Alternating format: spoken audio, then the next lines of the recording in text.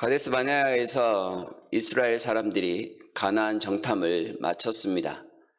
12명의 가나안 정탐꾼들이 돌아와서 하는 보고 때문에 온 백성들이 하나님께 부르짖으며 통곡하며 밤을 지새웠습니다.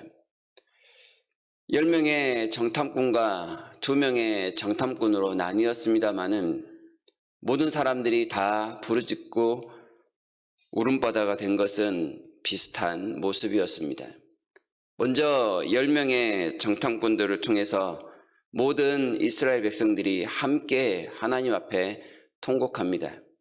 이 10명은 하나님께서 보여주신 땅을 보고 와서는 악평하였습니다.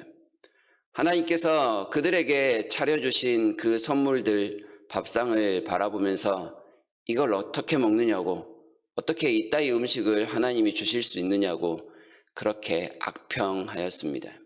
사실과는 다릅니다. 그들의 평가가 악했다라는 말입니다. 차라리 애굽에서 죽이시지, 10가지 재앙 때 우리를 같이 죽이시지, 혹은 광야에서 목마를 때 목말라 죽게 하시지, 아니면 먹을 것을 공급하지 말고 굶어 죽게 하시지, 왜 지금까지 살게 하셨는가? 그리고 나서 왜 가나안으로 우리를 끌어들이셔서 결국은 칼에 죽이려 하시는가? 어찌하여 하나님은 이런 악행을 우리에게 하시는가? 정탐꾼들이 했던 악평이 모든 백성들의 입에 그대로 옮아붙었습니다. 하나님의 구원과 하나님의 긍휼과 하나님의 함께하심에 대해서 전혀 생각하지 아니하고 온갖 못된 말을 갖다 붙이고 있는 모습입니다. 이스라엘 백성들의 그들의 삶 가운데 모든 기준은 애굽입니다. 그들이 경험했던 세상이 애굽밖에 없어서인지 그들은 온통 애굽 찬양으로 일색입니다. 억압과 노동에 시달렸던 애굽이 그들의 행복의 기준이 되었습니다. 애굽의 삶보다 못하다고 여기니 차라리 애굽으로 돌아가는 것이 낫겠다 여깁니다. 정말 지휘관을 세워 애굽으로 돌아가자라는 결론에 이르기까지 합니다. 참 미련하고 답답하고 고집불통인 모습에 화가 날 지경입니다. 사람들이 알고 있는 그 세상, 애굽이 과연 그들의 전부였을까요? 그 애굽이 그들에게 정말 행복의 조건이었을까요? 그들이 알았던 세상은 그들이 기억하는 것처럼 멸망하고 없습니다. 10가지 재앙으로 거의 사라지다시피 했습니다. 그리고 그들이 보았던 수많은 사람들 자신들의 눈앞에서 수장되어 다시는 볼 수 없는 사람들이 되었습니다. 더군다나 애굽으로 가는 길은 끊겨 있습니다. 바다를 건너야 하는 그런 길이었기 때문이죠. 아마 애굽은 이스라엘 사람들을 결코 기억하지 않을 것입니다. 그러나 이 이스라엘 사람들은 여전히 애굽을 짝사랑합니다. 이유는 하나님이 싫어서입니다. 과연 우리가 세상을 잘 안다 할 수 있을까요?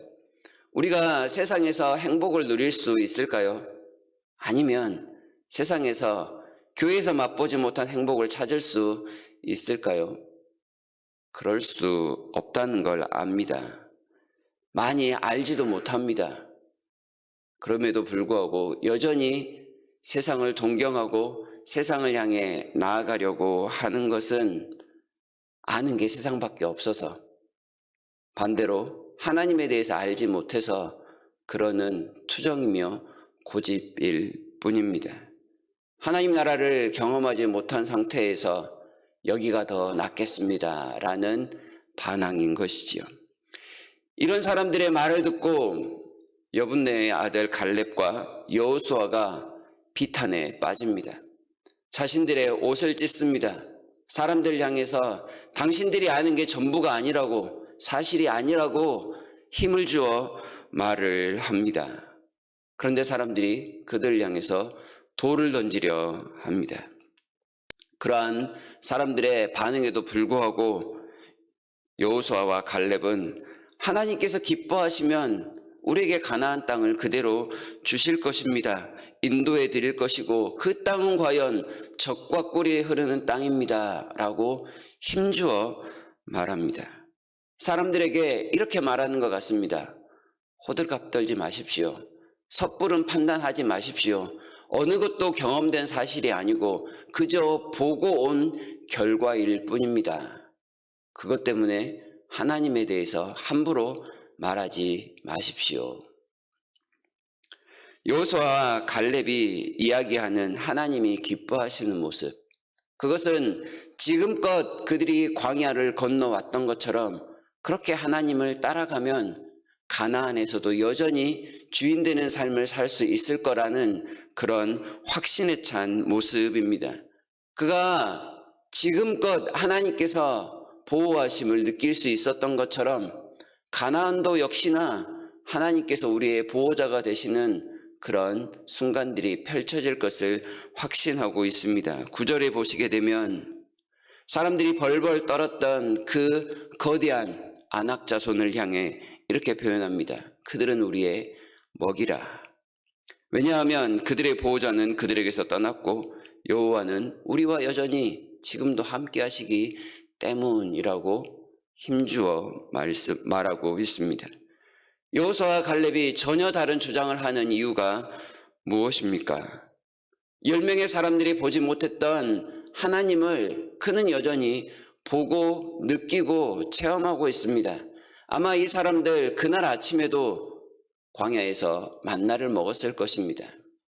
그리고 그날에도 구름이 만들어주는 그늘 아래에서 하나님의 이 놀라운 땅에 대한 보고를 하고 있었을 것입니다. 그들이 알건 모르건 하나님은 이미 지금까지 계속해서 인도하고 계시는 하나님이셨습니다. 앞으로도 그럴 것이 분명합니다. 여호수아와 갈렙이 바라보는 하나님은 저 멀리 계시는 하나님, 큰일이 있을 때만 짠 하고 나타나서 영웅처럼 일하시는 그런 하나님이 아닙니다. 매일 아침을 깨우시고 매일 하루의 삶을 살게 하시고 매일 밤을 평안하게 자게 하시는 하나님, 먹을 것을 주시고 마실 것을 공급하시는 그 하나님, 일상을 가능하게 하신 그 하나님을 바라보며 그 하나님이 우리의 아버지입니다. 그 하나님이 전능하신 분입니다. 그 하나님이 주신 선물을 어찌 우리가 받아 누리지 못하겠습니까? 이렇게 말하고 있는 것입니다.